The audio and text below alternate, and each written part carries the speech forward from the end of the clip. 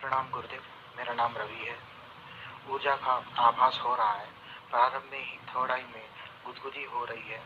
मूलाधार में ब्रह्मांड का अनुभव भी हो रहा है और मणिपुर में भी सूरज समान मैं रोशनी देख पा रहा हूँ।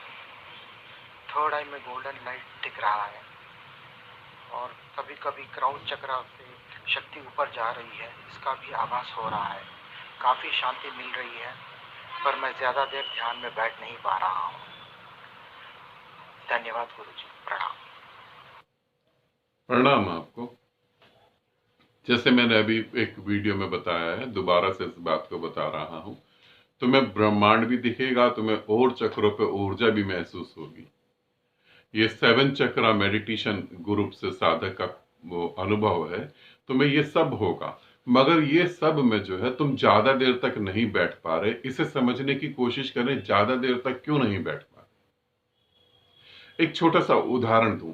इस उदाहरण को सभी लोग आराम से समझ सकते हैं। एक हम कल्पना करते हैं कि हम एक शादी में या पार्टी में गए हुए हैं और बहुत अच्छी पार्टी है। वहां बहुत अमीर लोग और बहुत बड़े बड़े लोग आ रहे हैं और सब ने जो है अच्छी अच्छी ज्वेलरी पहनी हुई है। अच्छा अच्छा गोल्ड डायमंड की ज्वेलरी पहनी हुई है। अब आपके घर में जो है, आप भी उस पार्टी में जा रहे हैं। अब आपके घर में क्या है, आपके घर में एक डायमंड की अंगूठी है जिसकी कीमत 80 करोड़ रुपए है ना। कीमत आप अपनी मर्जी से बढ़ा भी सकते हैं। 80 करोड़ रुपए उस अंगूठी की कीमत है। अब आप भी उस पार्टी में गए, वहां डांस भी हो रहा है, अल्कोहल भी, शराब भी चल रही है और बहुत सारी बातें, एक्टिविटी हो रही है। पार्टी बहुत बड़ी है। अब आप उस पार्टी में से जो है पार्टी अटेंड करके रात के 2 बजे अपनी कार लेके अपने घर आ जाते हैं।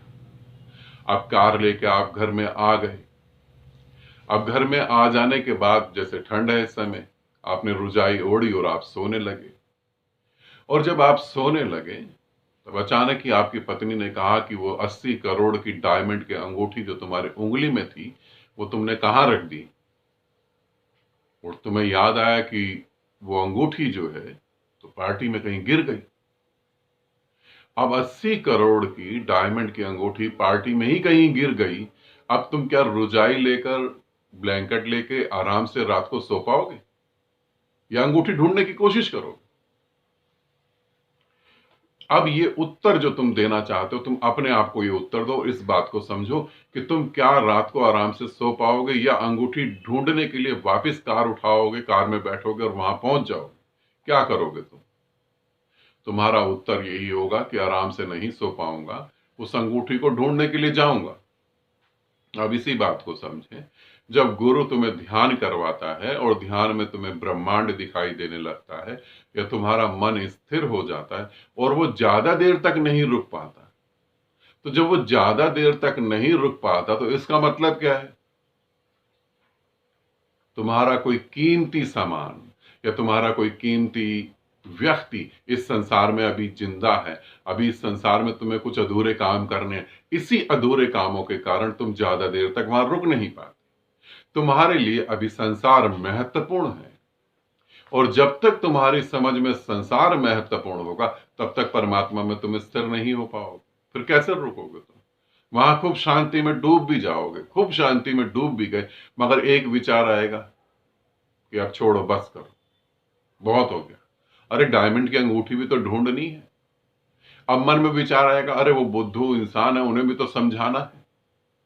अब मन में विचार आएगा कि मेरे परिवार में ये हो रहा है, वो हो रहा है, कैसे मैं उसे ठीक कर दूं, कैसे मैं उसे सुधार दूं, कैसे मैं उन्हें समझा दूं, कैसे मैं उन्हें समझाऊं कि वो भी ध्यान करने लगे। अब तुम गहरी शांति में डूबे हुए हो, बिल्कुल डूबे हो, पूरी तरह से डूबे। अब तुम्हारे मन में विचार आ गया, अरे अगला ग्रुप भी तो करना है। अब इसी ग्रुप में थोड़ी ना बैठे रहना। परमात्मा घट रहा है सभी जगह, मगर तुम्हें यह भी चिंता हो गई अगला ग्रुप भी करना है हमें। अब क्या करें? तो फिर उठना ही पड़ेगा। अब इसका मतलब यह है, परमात्मा से भी ज्यादा जरूरी तुम्हारे जीवन में अब भी कुछ है, इसीलिए आगे नहीं बैठ पा रहे, इसीलिए आगे गति नहीं कर पा रहे। और तुम्हारे जीवन में, इस संसार में और भी कुछ बहुत जरूरी है। वो क्या जरूरी है, इसे समझ लो। क्योंकि मेरे ऐसे समझा देने से घटना घट जाएगी ऐसा तो नहीं मैं मान सकता। ठीक है ना, वो तो तुम्हारी समझ से घटेगी। तो इसे भी समझ लो, क्या तुम किसी के कर्मों को बदल सकते हो? क्या तुम किसी के भाग्य को बदल सकते हो? अगर कोई बदलना चाहता हो तो तुम बदल सकते हो, तो तुम उसकी मदद कर सकते हो और वो खुद अपने कर्मों को बदल सकता है। मगर कोई अपने कर्मों को बदलना ही ना चाहे, फिर तुम क्या करोगे? और हमारा बार बार ध्यान साधना से उठकर संसार में जाने का सिर्फ एक ही कारण है कि मैं दूसरे के कर्मों को बदल सकता हूं, दूसरे के जीवन में सुख ला सकता हूं, या दूसरे को मैं ऐसे समझा सकता हूं। अगर समझाने से और इन तरीकों से कुछ बदलता तो एक ही गुरु काफी था पूरी दुनिया को बदलने के लिए। एक ही गुरु काफी था पूरी दुनिया को बदलने के लिए। मगर ऐसा नहीं होता। सभी अपनी वासनाएं, अपने कर्मों के आधार पर अपना जीवन जीते हैं। इस बात को समझकर साधना में गहरे से गहरे डूबने की कोशिश करो।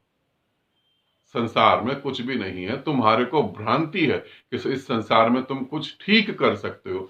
जो व्यक्ति अपने को ही ना ठीक कर पाया, वो संसार में कहां से कुछ ठीक कर देगा? पहले स्वयं को ठीक करो। ठीक है, आनंदित रहो, सदा खुश रहो। बहुत बहुत प्रेम आप सभी को।